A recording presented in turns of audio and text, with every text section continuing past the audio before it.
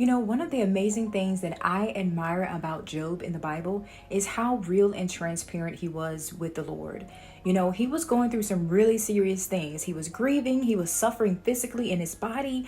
You know, all these things were happening to him, all this loss that he experienced. Yet he never turned his back on God. And we know, that was what was the real test, was the test of faith. The Lord allowed that to happen to him because he knew that Job was blameless. He wouldn't turn his back on the Lord just because he was experiencing what he was going through.